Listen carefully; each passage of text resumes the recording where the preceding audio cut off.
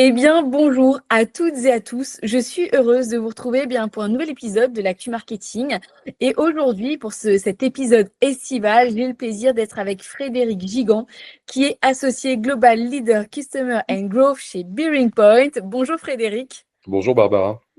Et on va parler aujourd'hui de l'impact de l'IA sur le marketing, sur les équipes marketing, le quotidien. Et bien suite à une étude que vient de publier le cabinet. Alors en français, on va dire que c'est la révolution de l'IA sur les équipes marketing et sales. Et puis le guide à projection 2028. Alors Frédéric, pour commencer, quelques mots sur vous et sur Bearing Point. Alors, moi, j'ai démarré ma carrière dans le marketing, justement, chez un grand nom de la beauté.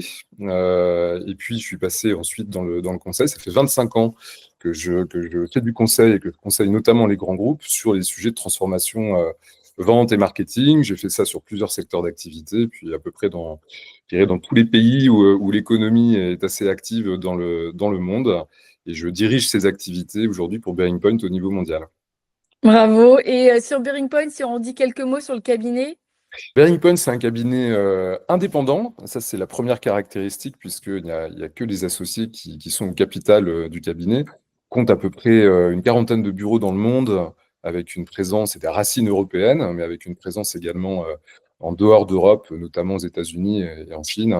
On compte un peu plus de 6000 consultants aujourd'hui au sein du cabinet. Alors, quel est le contexte de cette étude? Et puis, est-ce que vous pouvez directement nous partager les principaux chiffres clés qui vont nous amener justement un peu à décortiquer le futur du marketing? Alors, on a souhaité interroger des décideurs des fonctions vente, marketing et puis plus largement de l'expérience client. Hein. Le point commun, c'est vraiment le côté client, qui sont actifs aujourd'hui dans des projets de transformation autour de l'intelligence artificielle. On voulait les entendre pas uniquement sur les use cases, il y a beaucoup de littérature autour de ça, mais surtout sur ce qu'ils faisaient aujourd'hui et encore plus ce qu'ils allaient faire demain.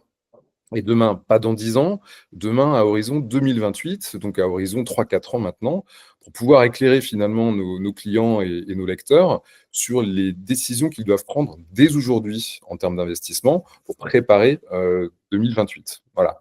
Et cette étude-là était internationale, hein, pas uniquement franco-française. On a des personnes d'Allemagne, d'Angleterre, des États-Unis qui ont répondu notamment en plus de la France. Je crois que j'avais noté 320 décideurs Ouais, qui ont répondu. exactement, vous avez le chiffre précis, un peu plus de 300, absolument. Alors, quels sont les chiffres clés ou les chiffres qu'on peut retirer de cette étude? Alors, il y a quelques chiffres clés qui nous ont un peu marqués. Quand on interroge ces décideurs, et la très, très grande majorité, à plus de 90%, nous disent que d'ici 2028, on aura les interactions clients qui seront gérées par des vendeurs, des marketeurs ou des agents, finalement, des représentants de l'organisation, qui seront soit en partie remplacés par de l'intelligence artificielle, soit boostés, augmentés, comme on dit, avec de l'IA. Donc, on a 90% des répondants qui nous disent que l'IA va jouer un rôle dans les interactions avec les clients, que ce soit sur du média, sur du chat, sur du téléphone, sur une interaction physique en magasin, ou entre un acheteur et un vendeur en B2B. Hein, puisque l'étude, elle porte à la fois sur du B2C, du B2B, mais aussi sur le secteur public avec de la relation citoyenne. Ouais, c'est le fameux conseiller augmenté, mais ça va aller aussi jusque aux conseillers de vente en boutique.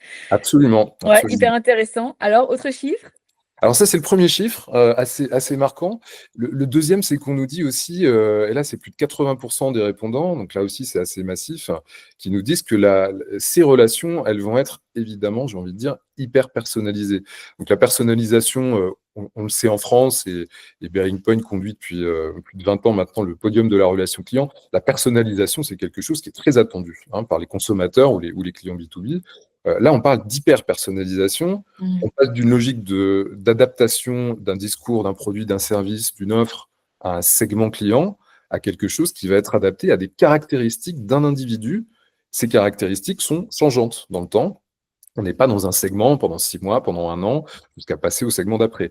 Donc là, on est vraiment sur de l'hyper-personnalisation qui évolue au fil des jours, voire, comme on dit en anglais, en intraday, à l'intérieur d'une même journée. Donc 80% nous disent qu'on va vers ça. Ouais, c'est intéressant parce qu'on est aussi, comme tu le disais, Frédéric, sur on passe de la segmentation filière à de la segmentation à la volée, à du passage d'un segment à un autre par un client, de toute façon, presque en temps réel ou en fonction d'un comportement, d'une interaction. Et c'est ce qui amène cette hyper personnalisation. C'est-à-dire que là, on va pouvoir personnaliser de façon très fine, mais aussi surtout à l'échelle de l'individu et pas forcément à l'échelle du groupe. Exactement, et on parlait les années précédentes de precision marketing, marketing de précision. Donc le concept Mm. n'est pas complètement nouveau, sauf qu'on faisait du marketing de précision avec des équipes de data scientists, des sachants, les organisations ont investi dans ces équipes. Aujourd'hui, on parle vraiment d'hyper-personnalisation qui est automatisée grâce à l'intelligence artificielle. Donc le coût d'acquisition de ces compétences, de ces façons de travailler, a drastiquement baissé. Et c'est ça qui fait que, à horizon 3 ans, on va voir arriver l'hyperpersonnalisation de façon assez massive. Alors, et concernant la création de contenu, est-ce que finalement l'IA va nous remplacer ou pas sur la génération de contenu? La génération de contenu, c'est probablement un des use cases les plus détourés aujourd'hui dans les métiers du marketing et notamment sur la création. Alors, ça apporte beaucoup de débats dans le milieu des agences marketing, hein, pour qui la créa, le directeur créa, c'est quand même une compétence clé. Là, les répondants de l'étude nous disent que, alors c'est assez intéressant parce qu'on voit que la technologie, elle est assez mature. On a tous joué avec un chat GPT sur le téléphone pour se tirer notre portrait à la façon d'eux. Là, on nous dit quand même qu'il y aura la moitié des contenus qui vont effectivement être générés par de l'intelligence artificielle. Mais ça veut dire qu'il y a une autre moitié qui va continuer, et ça, Mm. je trouve que ça reste une bonne nouvelle, qui va continuer à être générée, créée par le génie humain. Donc ça, c'est important. Voilà. Donc on n'est pas dans je dirais, un remplacement en tsunami des différents contenus marketing par l'IA. C'est intéressant parce que c'est vraiment finalement comment on invente, on imagine cette alliance, cette nouvelle alliance entre l'IA et l'IH et l'intelligence humaine. Bon, si c'est moite-moite, ça va. Quelles sont aujourd'hui les fonctions marketing qui sont les plus IA-ready, on va dire aujourd'hui en France? Alors, chez Bearing Point, nous, on a découpé ce domaine en trois grandes familles. On a le métier du marketing stricto sensu, hein, le marketing, qui soit stratégique ou opérationnel, qui soit produit ou qui soit relationnel, Ok. est une première famille. C'est une fonction à l'intérieur de laquelle on a de l'IA ready, puis on a un peu moins de l'IA ready. Alors, dans le l'IA ready, on va retrouver évidemment la partie création de contenu, on va retrouver tout ce qui va être connaissance client, analytique, bien évidemment, pour aller vers l'hyper-personnalisation, justement, Ouais, tout ce qui est marketing automation, etc. et l'automatisation des campagnes marketing à la suite des segments, l'exécution de ces campagnes. Là, je dirais qu'on est à un bon niveau de maturité en readiness, comme on dit en anglais, hein, pour pouvoir faire les projets. Le plus mature aujourd'hui, au final, ça va être tout ce qui va être dans le domaine de l'expérience client sur le customer care, parce qu'on va parler beaucoup d'automatisation des traitements dans les interactions entre une marque, une entreprise ou une entité gouvernementale, un public, une agence, et ses clients, ses citoyens. Donc là, on est sur des technologies matures et surtout des cas d'usage qui fonctionnent extrêmement Mm. bien. Donc souvent, ce sont des cas de productivité à l'origine. On va automatiser des traitements, on va pouvoir adresser les demandes des clients avec un petit peu moins de personnel, d'agents derrière le téléphone ou derrière les emails. Donc ça c'est en général le fait générateur. Mais on se rend compte aussi qu'on crée de la satisfaction client en même temps. Donc ça, Ouais, tout ce qui est SMS, votre produit vient de partir, il est en route, il sera alors, livré demain. absolument. Euh, Absolument, c'est ça. C'est des notifications, mais ce sont aussi des réponses en réaction à des sollicitations clients. Traitement des réclamations, par exemple. Aujourd'hui, même si tout ça est très processé, qu'on soit dans l'aérien ou dans le transport ferroviaire, on a des conditions qui font qu'on est éligible à une réclamation pour un retard ou pour une annulation de vol. Aujourd'hui, il y a encore beaucoup d'humains dans le traitement de ces réclamations. Alors qu'en fait, on est sur des mathématiques. Si vous êtes dans des conditions d'éligibilité, alors vous avez droit à un dédommagement. Ça, Vous c'est êtes sûr que vous n'avez pas fait des stats avant? Ça me fait bien penser quand je codais, on disait if data égale. Zen, voilà, c'est de l'Excel de base, mais en tout cas, toute cette analyse de la situation et de la demande du client, l'analyse des documents qui peuvent Ouais. être apportés avec la demande, c'est le cas également de la gestion des sinistres dans l'assurance, ça s'y prête Mm. également très très bien. Là, on est en capacité d'automatiser toute une chaîne de processus et effectivement, les clients en sortent ravis parce qu'on va vers ce qui est important pour eux. On va parler d'effort score, on va parler de once and done. Donc, je vais avoir la réponse à ma question en une seule fois et Ouais. ça va se faire un peu sans effort. Là, l'AI apporte des choses et quand on commence à réduire les coûts et à augmenter la satisfaction client, on ne se trompe pas beaucoup. Alors ça, c'est sur cette première partie marketing. Est-ce que sur cette première partie, je ne sais pas si on évoquera les deux autres, mais est-ce qu'il y a d'autres parties qui sont un peu moins ready, on va dire, sur l'IA? Ouais, la partie peut-être qui est un peu à la traîne aujourd'hui, et on y travaille beaucoup pourtant, c'est la partie qui est plutôt liée à la vente en elle-même. Alors là aussi, la technologie permettait je dirais, d'être le bon bras armé du marketing, Ouais. parler de next best offer, qu'est-ce qu'il faut proposer aux clients comme étant la meilleure offre à la suite. On parle de cross-sell, on parle d'upsell. Il y a tous Mm. ces concepts-là pour lesquels le vendeur, encore une fois, qu'il soit B2C dans un magasin en retail ou B2B avec un compte clé, était déjà un petit peu outillé. On parlait de clienteling dans le luxe, etc. Mm. Aujourd'hui, on voit bien les concepts, on voit bien la promesse.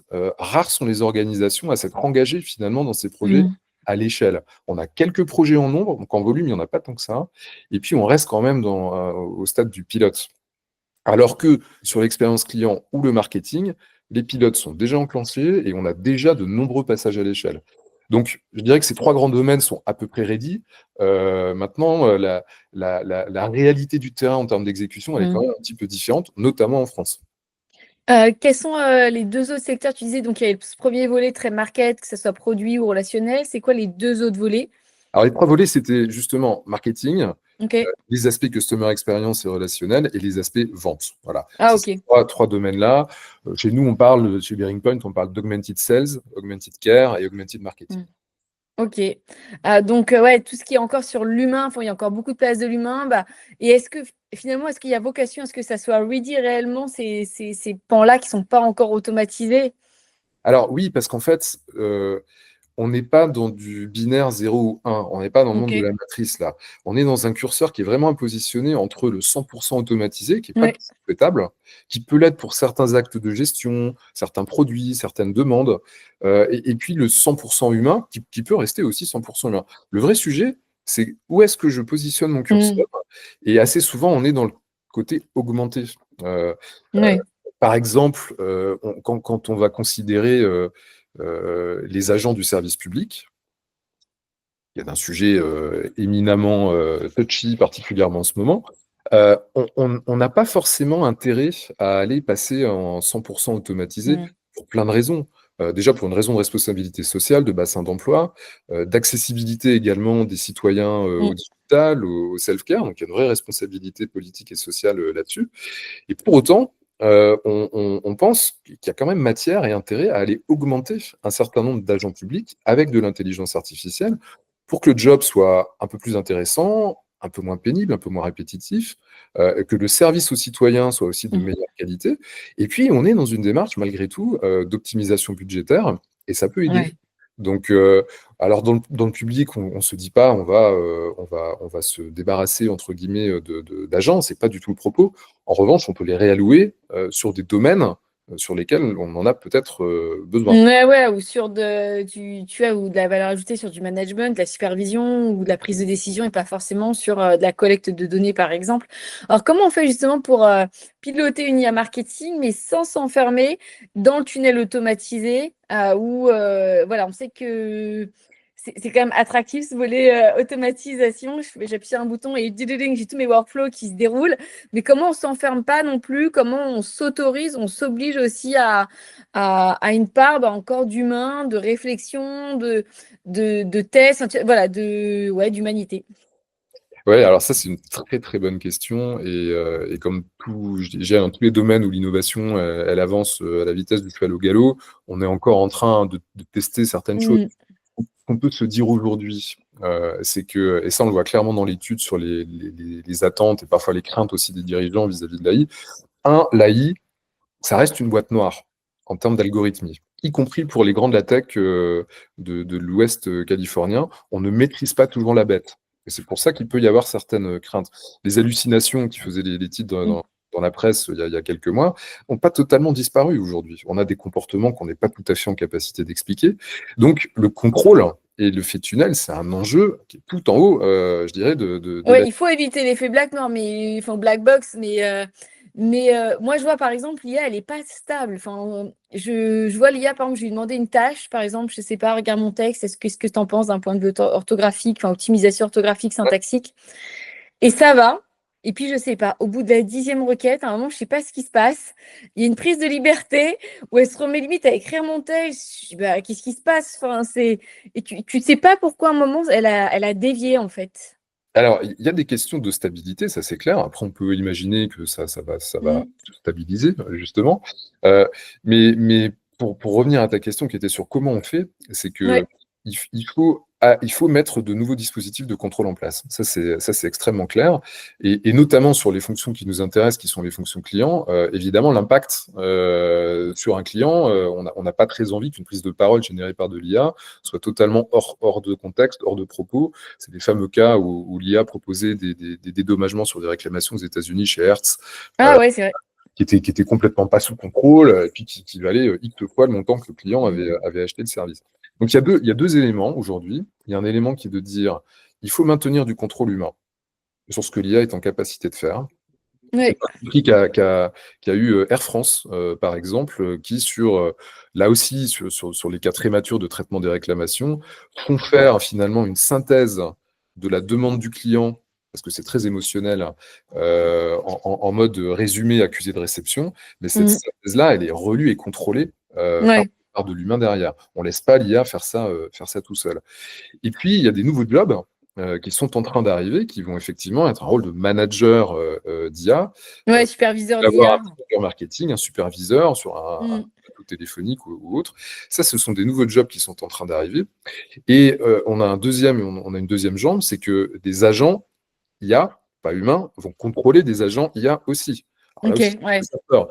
Logique. L'IA contrôle l'IA, mais là, ça va être des nouveaux, finalement, des nouvelles intelligences artificielles. On parle d'agentique, hein, on va parler Mm. d'agents qui vont contrôler des agents IA qui sont sur des tâches unitaires pour s'assurer de la cohérence et de la Mm. transversalité de ce qui est fait dans l'ensemble. On, on entend souvent dans le monde informatique parler de BPO, mais également en marketing, hein, quand on prend les grands outsourceurs qui vont finalement opérer des process marketing. Il y a des process entiers qui seront opérés par de l'IA demain, et il va falloir mettre en place du BPO pour de l'agentique et pour de l'IA. Tout ça, c'est Ouais. un nouveau métier qui vise effectivement à contrôler ce que l'IA est en capacité de faire et finalement sa qualité. Donc l'effet boîte noire, c'est pas quelque chose dont il faut se satisfaire. Il faut mettre en place ces processus de contrôle. Ouais, moi, c'est vrai que bah, dans tous les livres blancs que je peux rédiger ou les conférences que je peux animer, il y a vraiment ce côté où à un moment, bah, se dire, bah, tu peux pas te permettre un volet que tu ne peux pas justifier, c'est-à-dire une prise de décision ou un texte où euh, tu vas dire, bah, ça, je sais pas, en fait. Pourquoi à un moment ça a été fait ça, comme ça? Tu peux pas dire, je ne sais pas. Donc, il y a une très grande responsabilité. Alors, on parle aujourd'hui aussi beaucoup, c'est un des grands mots à la mode depuis ce début de l'année, un peu les dernières, mais on parle de marketing agentique. Qu'est-ce que c'est finalement le marketing agentique?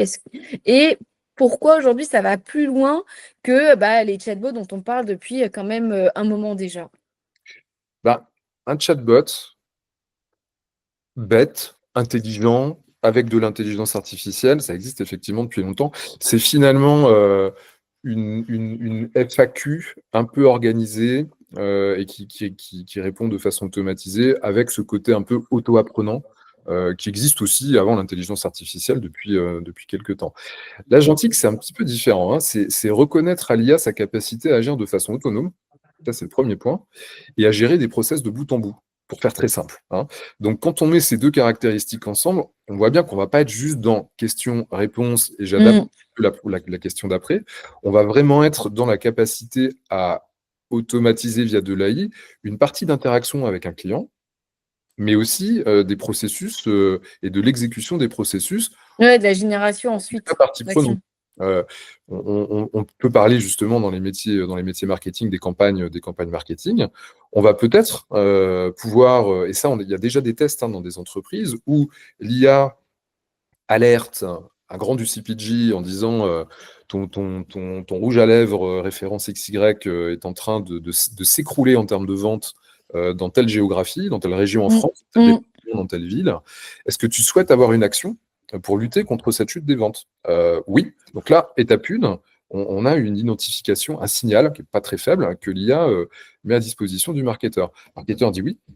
Ok, alors je te propose une campagne pour aller stimuler finalement ta base client qui est dans cette géographie. Est-ce que tu veux voilà, qu'on avance sur cette question-là? Oui, j'ai envie qu'on avance sur cette question. Ok, je te propose ce message avec tel targeting, donc tel type de clients Mm. qui sont ciblés. Alors oui, maintenant, est-ce que tu peux prendre, et là on rentre dans le prompt, hein, est-ce que tu peux prendre Ouais. un tone of voice, comme on dit, un petit peu plus sympa? On est à l'approche des vacances Mm. d'été. Tu m'as mis un visuel avec une montagne enneigée, mais moi plutôt la plage. Et puis dans l'argumentaire, tu as mis en avant le prix et la cosméticité de la crème. Moi, j'ai plutôt envie que tu mettes la nouveauté et puis le principe actif. Ouais. On parle de marketing agentique, mais on pourrait presque parler de marketing assisté en vrai, tu sais, comme un assistant. Voilà. Dans ce que tu dis aussi, je vois aussi ce mariage. On parle d'IA, tu vois, on y met un peu tout dedans. Ouais, Mais tu as quand même aussi ce mariage, là, dans l'exemple que tu as donné, il me semble, entre l'IA générative et l'IA prédictive. absolument. Cette notion d'un moment où je peux avoir un score, une alerte qui me permet d'enclencher une action, et ensuite de l'accompagnement sur de la génération de contenu, etc. Absolument. Et c'est là où on voit des petites différences avec notre étude entre les domaines qui sont plus du consommateur B2C ou du customer B2B, comme on dit en anglais, Mm. ou tout simplement du citoyen. Ou Le plus d'employés aussi, même en interne. des employés ou tous les process internes de l'entreprise. Et c'est intéressant que tu parles d'analyse prédictive parce que en B2B, c'est le cas qui est le premier cité à aujourd'hui en 2025 et qui sera ultra dominant en 2028. Alors, on peut parler de demand, de forecast, il y a tous ces thèmes-là qui sont un Mm. petit peu derrière. Donc, il y a une entreprise sur deux qui sont déjà équipées, hein, finalement, avec ça, avec une dimension AI à l'intérieur. Et évidemment, c'est un chiffre qui va monter de façon extrêmement importante d'ici 2028. C'est pas le cas en B2C. Ok. L'analyse prédictive, c'est pas forcément le thème qui est le plus mis en avant parmi les répondants. On est plutôt effectivement sur des questions de génération de contenu, campagne marketing, aussi. Communication, etc. Ok. Ouais, c'est intéressant parce que, tu vois, moi, il y a, je sais plus, 10, 15 ans, tu vois, j'étais du côté opérationnel. Et avant de parler forcément d'IA, on parlait dans les analyses statistiques de score, de prédiction, de score prédictif, etc. Tu vois, donc, c'est étonnant que sur le B2C, finalement, notamment sur le volet customer, et ben, ça soit pas plus avancé.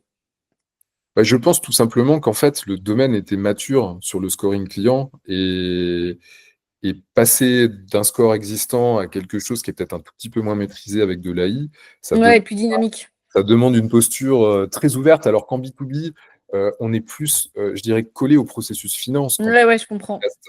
Et c'est la finance qui va éclairer finalement les démarches de vente et de marketing. Marketing, Ouais, ouais, c'est quand même un animal un peu différent. Euh, ouais, je comprends. et là, c'était moins mature. Donc, du coup, la vague, elle est prise un peu plus vite. Ok, ok. Alors finalement, à quoi ressemblera une équipe marketing augmentée ou assistée en 2028? Bon, alors ça, moi, j'ai pas forcément de boule de cristal, mais en tout cas, ce que nous disent les clients, parce qu'on les a un petit peu interrogés là-dessus Ouais, dans l'étude, c'est que on peut faire un parallèle, je pense, avec la transformation digitale il y a quelques années. On était dans un sujet d'innovation où on avait dans les organisations des poches d'expertise à ouais, droite, à gauche, et puis pour aller gérer la transition, on a créé des directions digitales, les Chief Digital Officers, certains demeurent encore là aujourd'hui. Puis au final, on est passé à l'échelle et le digital, il a été intégré dans les différentes. ouais. Aujourd'hui, mais comme la data aujourd'hui, la data c'est La- pareil. Aujourd'hui, elle infuse dans toutes les équipes.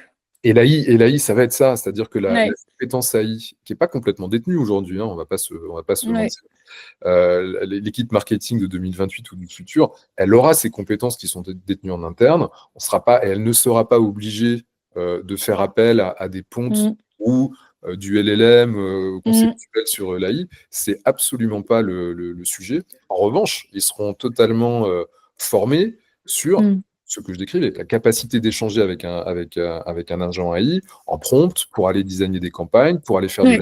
l'analytique, pour aller faire des sessions d'intelligence collective ou de créa sur des nouveaux Mm. produits, ou générer des contenus avec l'agence de com. Voilà. Donc ça, ce sera des compétences détenues qui seront vraiment à l'intérieur des équipes. Et puis on nous dit un autre truc, qui pour moi est au moins aussi important, c'est qu'on aura beaucoup plus de transversalité entre les équipes. Aujourd'hui, on continue Ok. d'avoir des silos. Il n'y a pas toujours un patron de l'expérience client transverse. On Ouais, ouais, je comprends. c'est Ouais, par canal, ou c'est par BU, ouais. ou c'est par ligne de produit. Ces rôles-là vont s'intensifier, ils vont être un peu plus faciles pour connecter justement les différentes équipes avec l'AI, justement. Puisqu'on va passer un peu moins de temps sur de l'analytique, chacun dans son Ouais. lieu comme on le fait aujourd'hui. Donc on va plus se préoccuper de transversalité. Le marketing va être beaucoup plus connecté avec les canaux en contact Mm. avec les clients. Il ne va pas être juste en marketing stratégique ou marketing relationnel. Ça va être un petit peu plus large. D'accord. Ouais, donc au final, on a. C'est intéressant parce que les outils, enfin les équipes se désilotent, les insights aussi, les outils aussi. Donc finalement, c'est peut-être. Alors on va un peu plus loin, mais ça va être intéressant de voir comment vont évoluer justement la structuration des entreprises. Alors il y en a qui resteront très figés, mais il y a c'est potentiellement des nouvelles organisations plus hybrides ou pluridisciplinaires, je sais pas, ou qui vont se construire. C'est exactement ça. Et là aussi, on va se dessiner deux tendances. Un retour à tout ce qui est agilité. Alors, je ne parle pas de développement Ouais, informatique, mais d'accord. d'organisation agile, où on n'est pas obligé d'avoir une fiche de poste pour faire progresser un sujet et d'avoir des organisations qui vont être de plus en plus comme les grands de la tech, type Amazon, Mm. qui se disent on est client obsessed en anglais. Donc, il ne faut pas uniquement sortir un ROI sur chacune des initiatives Excel et coûts Ouais. et bénéfices, mais aussi bien raisonner client. Quel est le bénéfice client? Pour quel type de client je fais ça? Est-ce que vraiment j'aurai une expérience client qui sera meilleure après qu'avant? Voilà, ça Ouais. c'est une tendance qui est vraiment en train de se dessiner. Et ça, c'est vraiment des dispositifs agiles dans l'organisation qui sont un peu supra par rapport à la Mm. notion d'organigramme classique. Ça, c'est extrêmement clair. Puis ensuite, il y a des. Mais ça, je pense que c'est plutôt transitionnel. Je ne sais pas si ça va forcément durer. C'est la question d'ownership autour de l'AI, qui aujourd'hui n'est pas complètement bien définie. Donc, qui a la responsabilité de Ok. faire la transformation autour de ça. Donc, Ouais. si on y va un peu trop vite et qu'on dit ça à chacune des directions fonctionnelles, commerciales, marketing et autres, de s'emparer du sujet, ce qui est vrai, c'est peut-être nécessaire, mais pas complètement suffisant. Donc, il doit y avoir des gens qui sont responsables d'un plan Ouais, je comprends. de transformation autour de l'AI. Ces fonctions-là Ouais. n'existent pas encore totalement, hein, on ne les voit pas partout. Est-ce que, alors là, on n'est plus en 2028, pareil, je suis désolée, mais je pars un peu plus loin. Mais tu sais, on entend beaucoup qu'aujourd'hui, on le voit, enfin déjà en peu de mois, il y avait une étude, je sais plus je ne veux pas tronquer, mais c'était de la NASA ou quoi, de l'impact déjà de l'IA sur nos raisonnements cognitifs en quelques mois. Et alors, si je trace le trait de façon très vulgaire et très grossière, demain, on peut avoir peur pour nos enfants ou nos petits-enfants, que ce soit des générations finalement qui délèguent à l'IA sans, tu vois, enfin, moi, je fais quand même partie de la génération où j'allais au CD, la bibliothèque. Enfin, voilà, tu vois, on a quand même cette démarche, on a fait ces chemins d'aller chercher, d'agréger, enfin, toutes ces fonctions-là. Et si on tire le trait, on peut se dire, demain, on n'aura plus que des gens qui vont faire des prompts, qui seront très bien promptés, mais est-ce que du coup, on peut imaginer des nouveaux postes de thinker, j'en sais rien, tu vois, ou des gens qui auront cette responsabilité de toujours remettre en question, prendre un pas de recul, de se forcer à faire ce chemin neuronal que peut-être certains ne feront plus demain. Enfin, tu vois, je sais, bon voilà, tu n'as peut-être pas la réponse, mais en tout cas, c'est une question moi, que je me pose et que je soulève quand on échange. Ah, mais c'est un vrai enjeu parce que le principal biais cognitif avec l'AI, c'est que c'est comme les algorithmes des médias sociaux aujourd'hui, c'est euh, on nous renvoie quelque chose dont on sait que ça va nous plaire. Donc, Ah, il y avait ce biais aussi où il disait, tu n'as jamais remarqué que GPT, de toute façon, il te contredisait jamais. exactement, exactement. Et de fait, effectivement, c'est une énorme question, là encore une fois, qui est très sociétale. Et il y a une vraie responsabilité de la part des entreprises. Je fais le parallèle avec le monde du travail et le monde du conseil. C'est pas un grand scoop que de se dire que les métiers du conseil sont impactés par l'intelligence artificielle. Si on se dit que le consultant débutant qui sort d'une grande école, on peut le remplacer avec bonheur et rapidité par une intelligence artificielle, on n'aura juste pas de pipe pour avoir nos futurs managers. Bah ouais, il n'y a plus le Donc, côté expertise, exactement. expérience. Et je ne pense Ouais. pas que ça va être réglé par des fonctions nouvelles. Je pense que notre responsabilité aujourd'hui de dirigeant, c'est d'être extrêmement clair dans la façon dont on développe les compétences des Mm. générations autour de ça. Effectivement, tu pourrais le faire avec de l'AI, mais tu vas continuer de le faire à la main parce qu'il va falloir que tu comprennes la mécanique du moteur Ouais. avant de pouvoir Ouais. faire la voiture. Et puis, en revanche, sur l'AI, il faut que tu saches absolument être très, très bon sur 1, 2 et 3 parce que Mm. c'est là où on va gagner en efficacité. Mais ce cadre-là, il n'est pas totalement défini et Non. il est protéiforme parce qu'il Et, et, il y a le et puis, conseil, il y a d'autres environnements. Le métier du marketing, ça va être encore un autre cadre. Et aujourd'hui, on est beaucoup dans du test and learn, hein.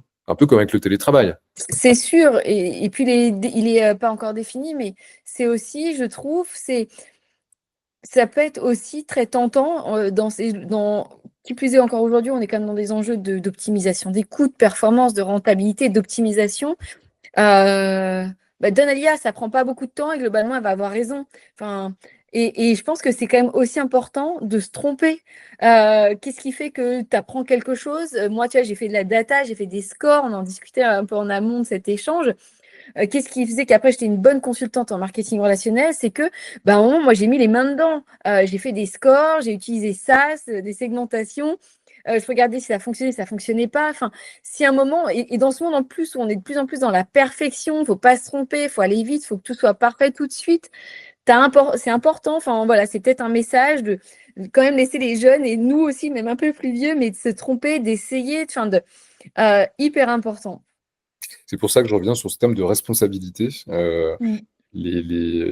Voilà, il ne faut pas céder trop vite à la pression du court terme, et notamment la pression sur les coûts et l'efficacité.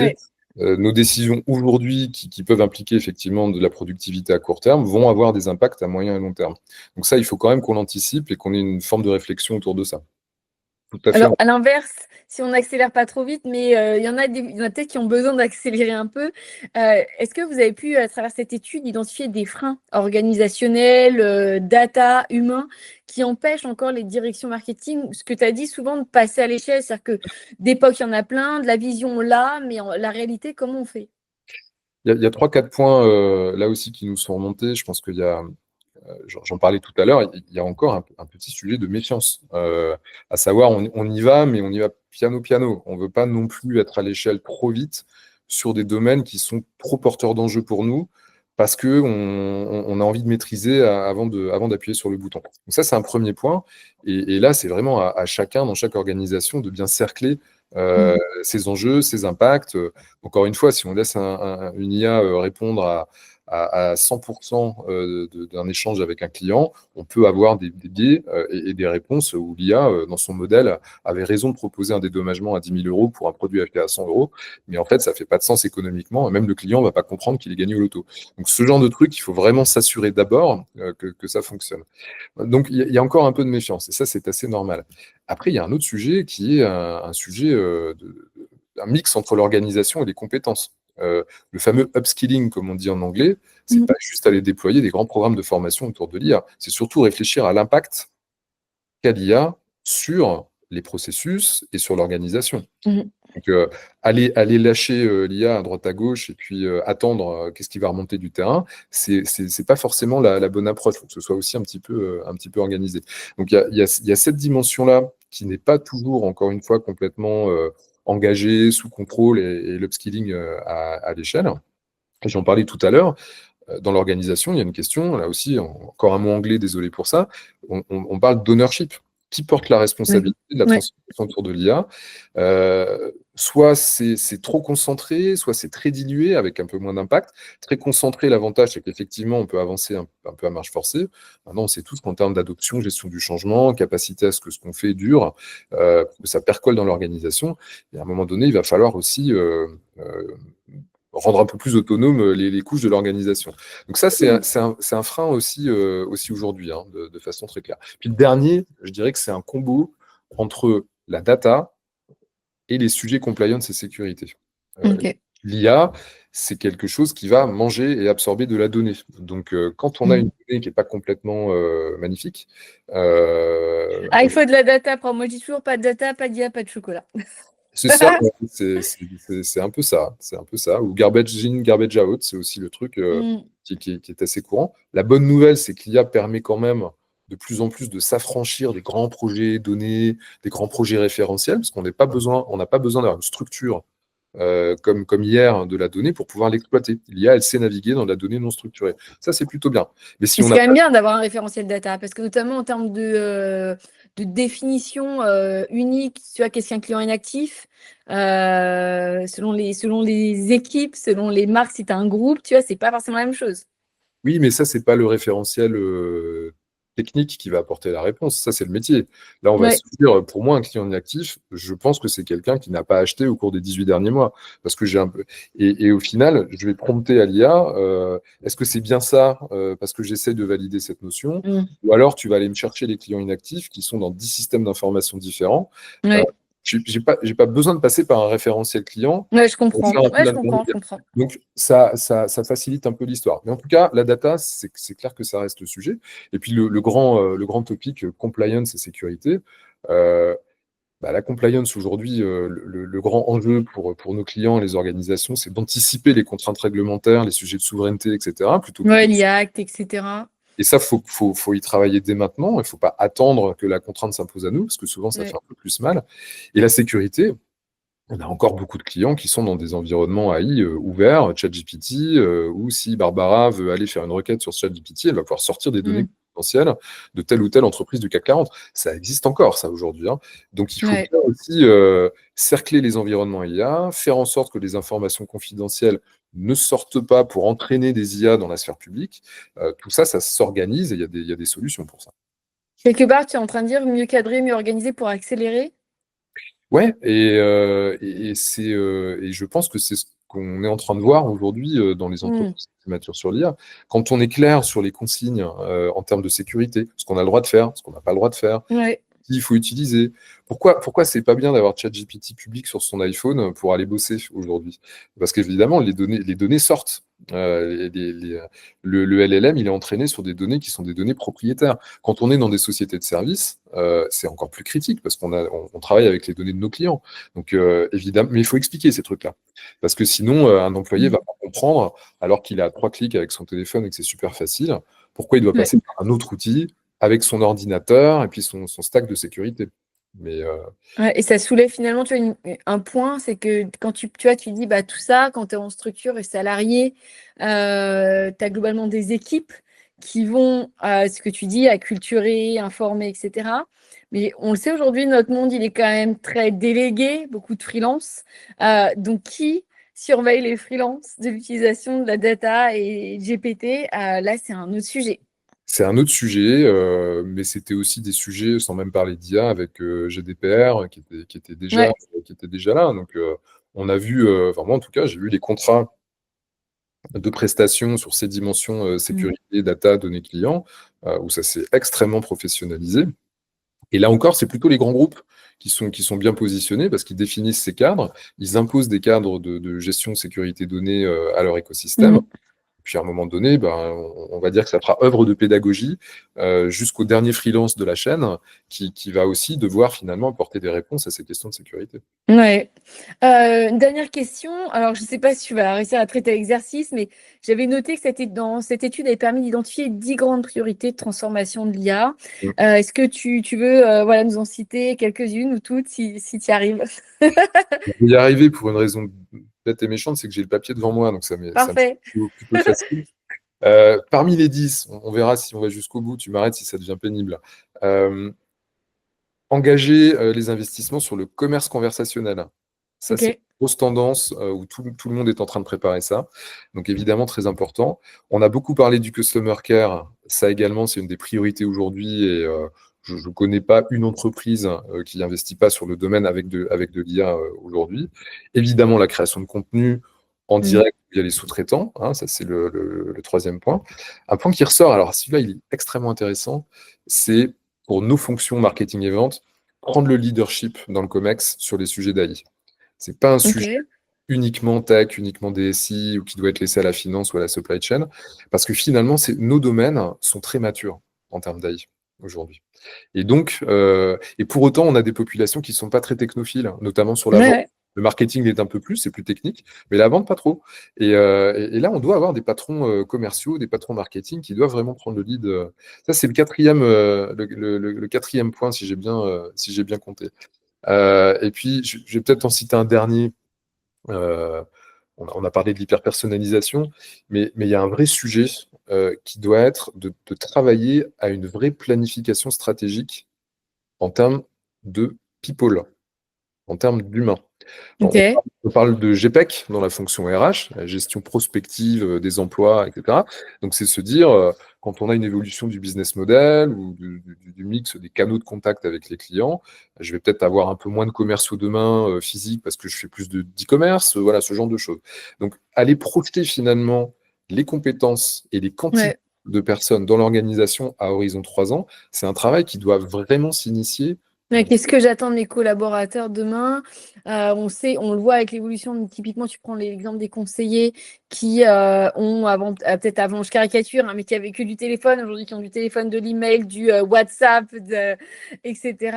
Donc peut-être que là, cette capacité justement à changer rapidement d'environnement, ça va être une capacité et soft skills qui va être demandée. Enfin, ouais, qu'est-ce que tu attends vraiment de tes collaborateurs demain? Et qu'est-ce que tu attends du marketeur de demain? Alors c'est ça, et ça repose sur une vraie analyse d'impact de ce que l'IA va Mm. changer finalement par type de métier.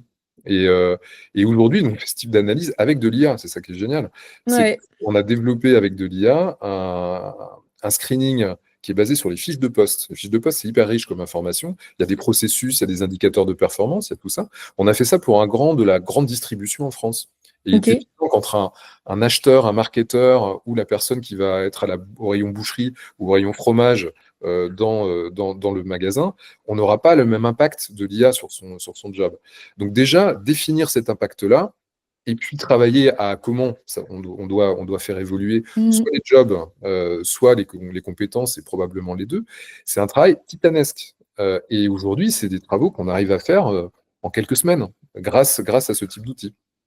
Ouais, hyper intéressant. Merci beaucoup, Frédéric. Est-ce que vous avez de prochaines actus, prochaines études, je suppose, en préparation aussi, peut-être sur ce S2 2025 ou même 2026, Frédéric, chez Bearing Point? Alors oui, l'année dernière, on avait je dirais une saison 1 qui était pas que sur les fonctions sales et marketing, sur le concept des organisations résilientes avec les crises qu'on connaît aujourd'hui, Ouais. et notamment avec une réponse qui était Augmented Organization avec de l'AI. Donc on va avoir une saison 2 cette année qui devrait paraître en deuxième partie d'année, parce que tout ça bouge extrêmement vite. Mm. On travaille, nous, de plus en plus finalement à l'impact de l'AI sur des secteurs d'activité, pas uniquement sur des fonctions, mais vraiment sur des secteurs. Euh, je prends un exemple, le domaine de la mobilité, par exemple, on n'est pas juste à se parler de l'automobile, c'est quelque chose de très transverse. On a de l'IoT, on a des capteurs de données, et du coup, l'AI a un terrain fertile pour Mm. justement sur des use cases qui sont très spécifiques au secteur d'activité aujourd'hui. Ouais, comme la santé, où tu vois aujourd'hui tout ce qui est, tu prends Évidemment. WeThings, là moi j'étais, ça faisait un moment que je n'étais pas partie voir cette marque. Grosse montée en gamme, notamment même sur l'échelle de prix des objets. Je suis pas sûre que tu aies quelque chose à moins de 300 euros. Et c'est des objets complètement full, voilà, embarqués avec des IoT, ce que tu dis, de la récolte de data. Comment est-ce qu'on bascule sur de la santé plus proactive, justement. Alors, exactement, c'est vrai pour la santé, c'est vrai pour le retail, c'est vrai pour la banque, l'assurance. Mm. Les domaines sont quand même assez connectés. Ouais. par l'AI. Donc ça va être une bonne partie de l'actu en termes de publication sur la deuxième partie d'année. Et puis nous, en interne, on a aussi quelque chose qui nous occupe beaucoup. C'est pas uniquement l'AI pour nos clients, mais c'est aussi l'AI pour nous, Ok. et notamment pour aller sur des grands projets de transformation, générer des gains de productivité qu'on sera en capacité de repartager avec nos clients.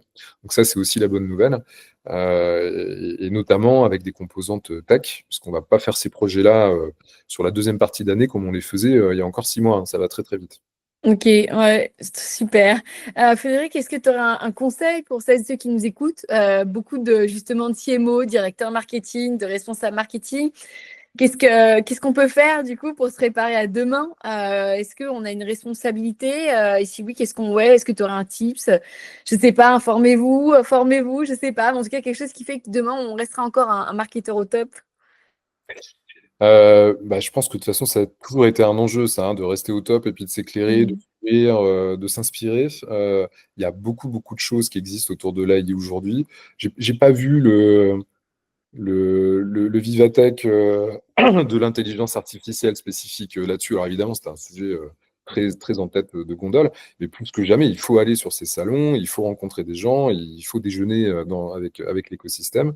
Ça, c'est extrêmement important. Il faut lire aussi notre étude parce que pour le coup, en lecture d'été, elle se veut vraiment orientée pour répondre à des questions, encore une fois, d'investissement aujourd'hui pour être prêt en 28. Et c'est plutôt le terrain aujourd'hui qui nous remonte Mm. cette photographie et les intentions pour 3 ans. C'est pas très long, ça fait 30 ou 40 pages. Je pense qu'on a Mm. la capacité d'absorber ça pendant. Je mettrai le lien dans le script de l'émission. J'en profite également pour voilà, faire un petit teasing parce que moi, c'est vrai que j'ai mené aussi une étude. Moi qui viens de la data, je continue à en faire de façon ponctuelle et une étude sur l'ERP et l'IA. Comment les agences de RP aujourd'hui utilisent l'IA et je vous partagerai aussi, là on verra peut-être ce mois-ci, sinon à la rentrée, mais les résultats de cette étude. Un grand merci Frédéric Merci. pour le temps accordé. Merci à vous qui nous avez écoutés. Bien sûr, vous avez aimé ce podcast, cette vidéo, selon si vous l'avez vu, lu ou entendu. N'hésitez pas à mettre des étoiles, des pouces. Et moi, je vous souhaite un bel été. On se retrouve bientôt pour un nouvel épisode et bien de l'actu marketing.